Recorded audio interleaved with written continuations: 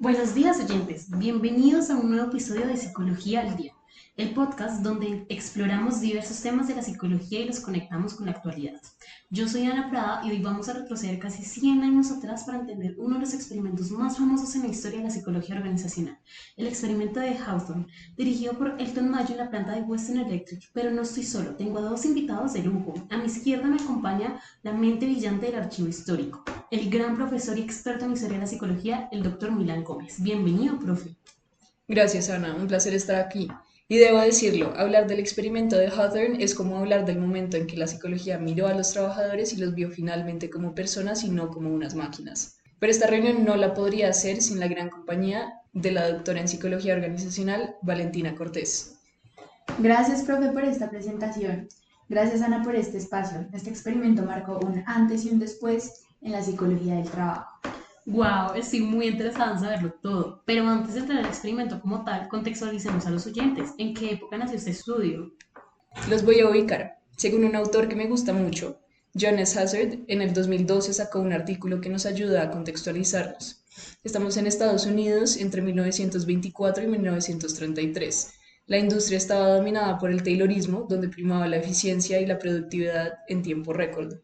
En el año 1929, con el colapso del mercado financiero, comenzó la Gran Depresión. El desempleo se disparó, las fábricas sufrieron, la gente vivía con miedo debido a los despidos masivos, la disminución de la producción y la preocupación empresarial.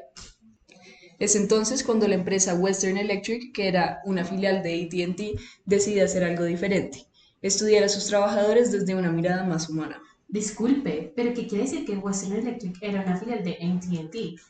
Lo que quiere decir es que era una empresa subsidiaria controlada por AT&T. En ese momento AT&T era el gigante de las telecomunicaciones en Estados Unidos y Western Electric se encargaba de fabricar los equipos como teléfonos, cables y otros componentes. Claro, ya me lo puedo imaginar. Era un entorno industrial de altísima exigencia donde la eficiencia lo era todo.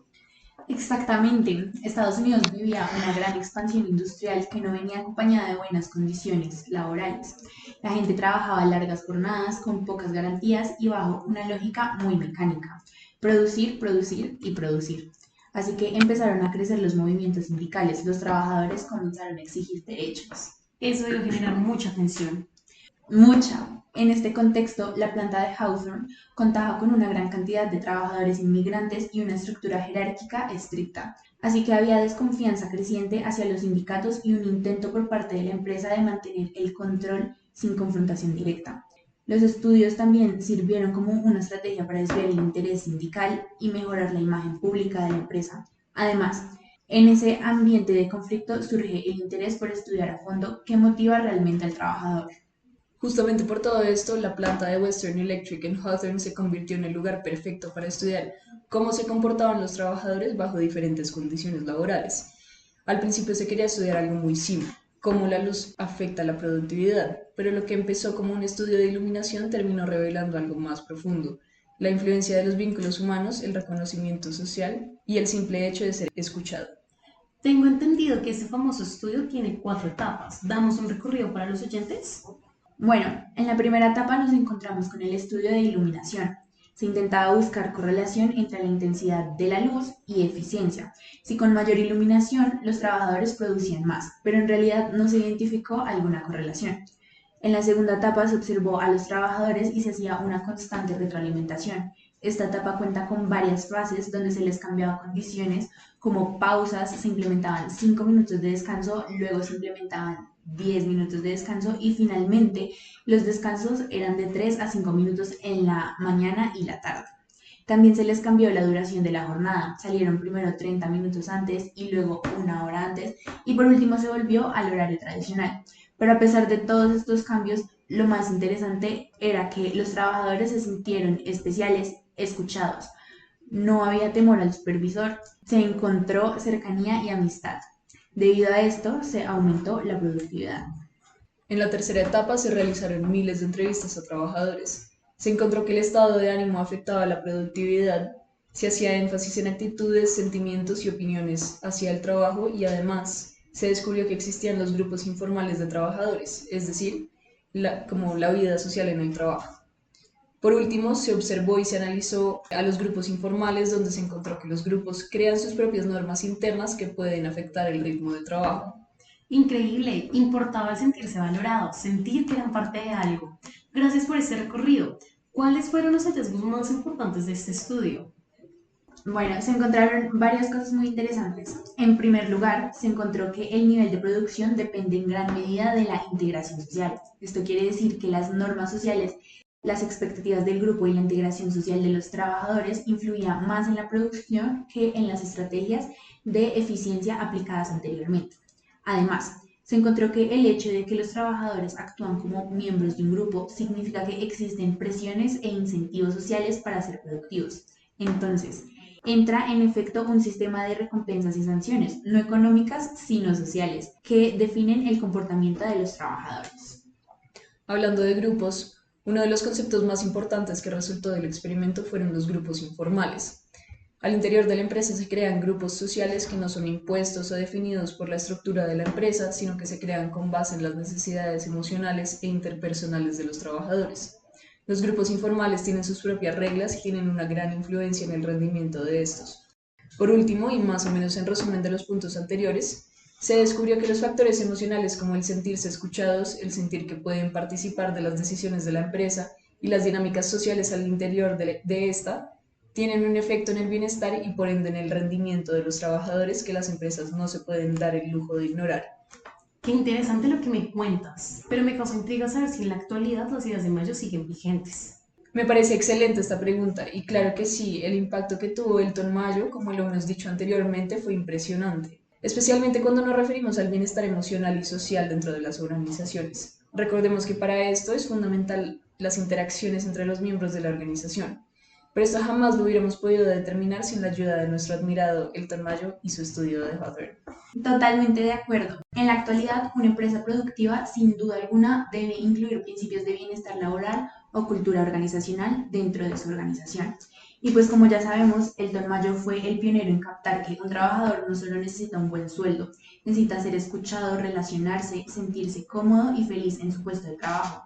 Estos son ciertos de los aspectos que Mayo afirmó que motivaban a los trabajadores. Wow, claro que sí, un significativo avance para las organizaciones.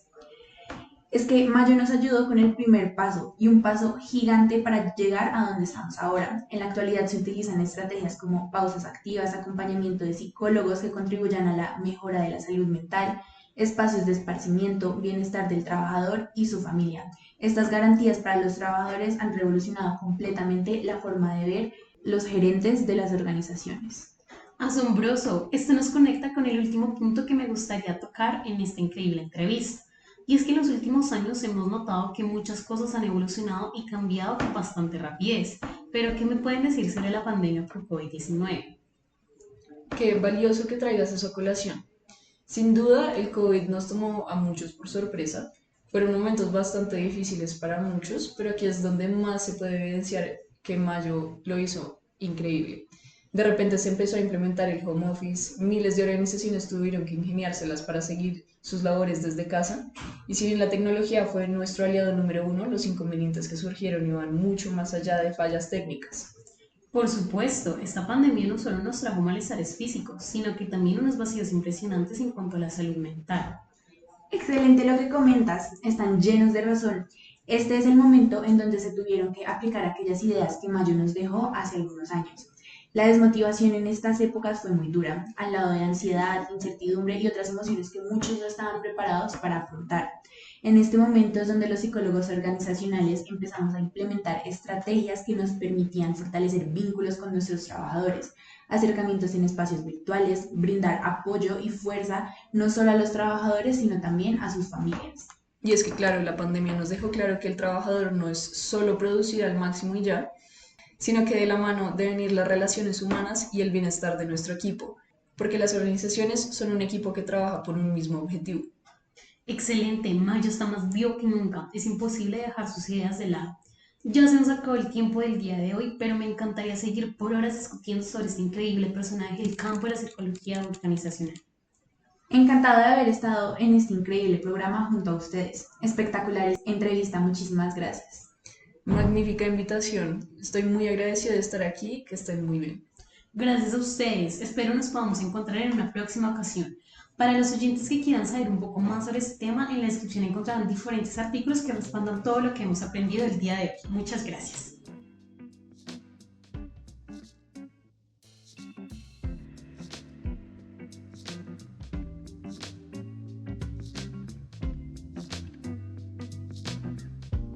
Antes de irnos, les quiero recordar que se pueden suscribir a nuestro Patreon en Psicología al Día, patreon.com. Subimos contenido exclusivo para ustedes todas las semanas, como entrevistas exclusivas, episodios extra, respuestas a sus preguntas y profundizaciones en los temas que más les interesan. Para esta semana les tenemos un episodio súper especial acerca de tips y recomendaciones para administradores y gerentes a la hora de manejar un equipo de trabajo, desde las mejores teorías de la psicología organizacional.